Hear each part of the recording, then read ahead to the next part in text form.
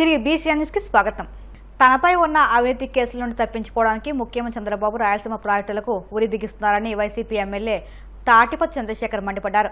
తాడేపల్లిలోని పార్టీ కేంద్ర కార్యాలయంలో జరిగిన మీడియా సమావేశంలో ఆయన మాట్లాడుతూ తెలంగాణలో తనపై ఉన్న కేసులను కొట్టేయించుకోవడం కోసమే చంద్రబాబు రాయలసీమ ఎత్తిపోతల పథకాన్ని అటకెక్కించారని ఆరోపించారు. తెలంగాణ అసెంబ్లీ సాక్షిగా అక్కడ సీఎం చెప్పిన మాటలపై చంద్రబాబు ఎందుకు ఇవ్వడం లేదని ప్రశ్నించారు. గుండుకి మోకాలికి సంబంధం లేనటువంటి మాటలు.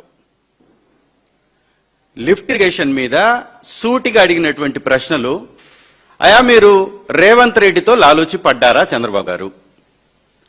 పక్క రాష్ట్రంతో మీకున్నటువంటి కేసులు కొట్టేయించుకోవటం కోసం మీరు ఈ రాయలసీమ ఎత్తిపోతల పథకాన్ని ఎత్తేశారా, ఉరిబిగించేశారా? ఈ స్కీమ్కి జీవితకాలం రాయలసీమ ప్రజల యొక్క భవిష్యత్తుని ఎరగా వేసి కరువుగా ఆ ప్రాంతాన్ని మార్చి మీ కేసులు కొట్టించేసుకోవడం కోసం బ్రీఫ్డ్ మీ బ్రదర్ తోటి బ్రీఫ్గా ఒప్పందాలు ఏమన్నా చీకట్లో చేసుకున్నారా అని అడిగాం. సమాధానం చెప్పాలి కదా. ఎందుకు ఎత్తిపోతల పథకాన్ని పక్కన పెట్టారో ఆపివేశారో చెప్పాలి కదా.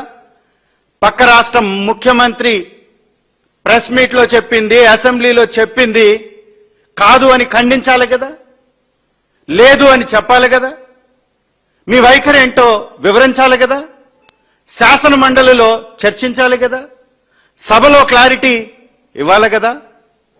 మేము ఈ ప్రశ్నలు అడుగుతూ ఉంటే గాలి వీచును, మబ్బులు ఆకాశంలో కనపడుతున్నాయి, లేదా పిట్టలు రెట్టలు వేశాయి. ఈ ఆన్సర్లా మీరు చెప్పేది?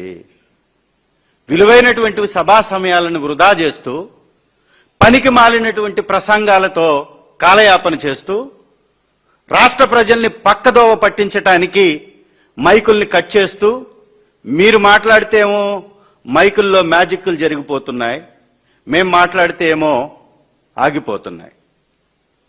గంటల కొద్దీ సభల్లో మైకులు ఆగిపోవడానికి కారణం కూడా మా మాటలు, మా గొంతులు నొక్కేయడం అనేది రాష్ట్ర ప్రజలందరూ కూడా అర్థం చేసుకుంటున్నారు. ఏ ప్రయోజనాల కోసం మీరు చర్చించారు, ఏ స్వార్థ ప్రయోజనాల కోసం మీరు లాలూచి పడ్డారు, ఈ రాష్ట్ర భవిష్యత్తుని తాకట్టు పెట్టారు రేవంత్ రెడ్డి గారి దగ్గర. అది కదా అడుగుతుంది.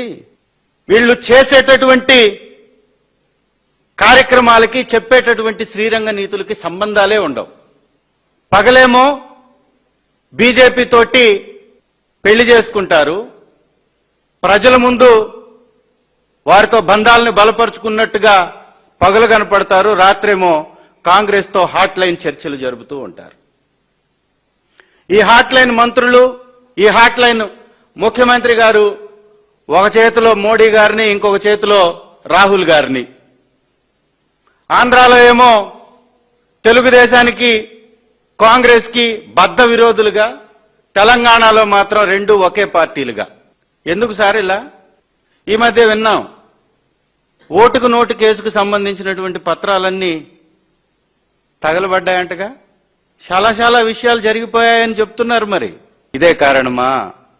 రాయలసీమ ప్రాంత కరువుని ఎరగా వేసి బ్రీఫ్డ్ మీ బ్రదర్కి రాష్ట్రాన్ని తాకట్టు పెట్టేశారా? పక్క రాష్ట్ర ముఖ్యమంత్రి గారికి పక్క రాష్ట్ర కేసులు కొట్టేయించుకోవడానికి ఈ రాష్ట్రాన్ని తాకట్టు పెట్టేశారా?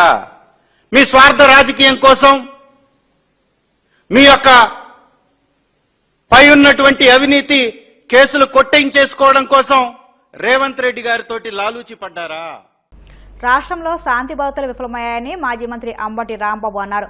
గుంటూరులో మాజీ మంత్రి ఇంటిపై 7 గంటల పాటు దాడి జరిగితే పోలీసులు పట్టించుకోలేదని ఆరోపించారు. జిల్లా ఎస్పీ ఏసీపీకి ఫోన్ చేస్తే తమకు పనులు ఉండవా అని సమాధానమిచ్చారని, ఇంతకన్నా దారుణం మరొకటి ఉండదని మండిపడ్డారు. ఇప్పటికైనా సరే తన ఇంటిపై దాడి చేసిన ప్రతి ఒక్కరిని శిక్షించాలని అంబటి డిమాండ్ చేశారు. రాష్ట్ర ప్రజానీకానికి విఘ్నులైనటువంటి ఆల్ పార్టీకి సంబంధించినటువంటి లెజిస్లేటర్స్ కానివ్వండి, నాయకులు కానివ్వండి, రాజకీయాలను అతి సన్నిహితంగా పరిశీలిస్తున్నటువంటి వారికి కానివ్వండి, నేను ఒక విషయాన్ని ఇక్కడ చాలా స్పష్టంగా చెప్పదలుచుకున్నాను. అన్ని తీసేయండి. I'm asking only one question. 5ంటికి ప్రారంభమైన దాడి, ఇప్పుడు 5 గంటలకు ప్రారంభమైన దాడి. ఇక్కడే ఉన్నా నేను. రాత్రి ఎన్నింటి దాకా కొనసాగిందో నాకన్నా మీడియా మిత్రులకు తెలుసు బాగా. 12 దాటిపోయింది అంటే 7 అవర్స్ దాటిపోతే ఈ 7 అవర్స్ లో జరిగినటువంటి పరిణామాలు నేను తర్వాత తెలిస్తే ఆశ్చర్యపోతున్నా. బొత్స సత్యనారాయణ గారు he called so many times to the DGP, SP, DIG, అందరికి ఫోన్ చేస్తున్నారు. Nobody is response. పోలీసు వాళ్ళు రెస్పాండ్ కావట్లా, ఫోన్లు ఎత్తటలా. ఒకరు కాదు, 2 కాదు, డీజీపీ దగ్గర నుంచి ఎస్పీ వరకు. నేను ఇంకోటి కూడా చాలా స్పష్టంగా చెప్పదలుచుకున్నా. ఏమైతే అయింది, అసలు క్రిమినల్స్ ఇక్కడికి వచ్చిన వాళ్ళు కాదు. DGP is a criminal, SP is a criminal, IG is a criminal. వీళ్ళు కాన్స్పరసీ, చంద్రబాబు, లోకేష్, వీళ్ళు ఫస్ట్ క్రిమినల్స్ అసలు ఈ సంఘటనలో. ఏమీ సందేహం లేదు. పోలీసు రక్షణ ఇవ్వాల్సిన పోలీసులు ఫోన్ ఎత్తలేదంటే ఏంటంటే ఇక్కడ గొడవ జరుగుతుంటే ఇక్కడే మందు బాటిల్ పెట్టి మందు పోస్తున్నారు. ఒక పక్కన గంజాయి కాస్తున్నారు, గంజాయి పెడుతున్నారు, ఎవరెవరినో తీసుకొస్తున్నారు. ఇంత లా అండ్ ఆర్డర్ ఫెయిల్ అయిపోయి ఒక మాజీ మంత్రి ఇంటి మీద దాడి జరుగుతుంటే 7 గంటల సేపు నిద్రపోతారా పోలీసులు అని అడుగుతా ఉన్నా. మామూలు పోలీసు తీసేయి.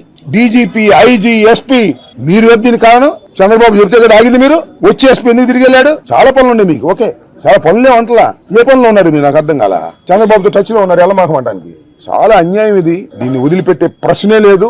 ప్రాణాలు పోయినా ఫైట్ చేస్తాం, గుర్తుపెట్టుకోండి. ఈ పోలీస్ చేసినటువంటి అఘాయిత్యానికి పోలీసులు అంటున్నా నేను. ఇక్కడ జనం వచ్చారు నా వ్యతిరేకులు, వాళ్ళందరికీ దోవ చెప్పింది వాళ్ళే కదా. పోలీసులు రక్షణగా ఉంటే ఏం చేస్తాం? దీని నుంచి ఖచ్చితంగా రాష్ట్ర ప్రజానీకం, వ్యవస్థలు ఏ విధంగా తయారవుతున్నాయి వీటికి సమాధానం చెప్పే రోజు ఒకటి వస్తుంది. దీన్ని వదిలిపెట్టే ప్రశ్న లేదని కూడా ఈ సందర్భంగా.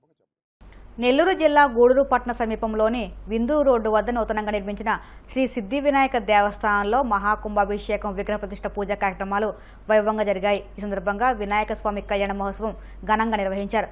భక్తులు అధిక సంఖ్యలో హాజరై పూజా కార్యక్రమాల్లో పాల్గొని తీర్థప్రసాదాలు స్వీకరించారు.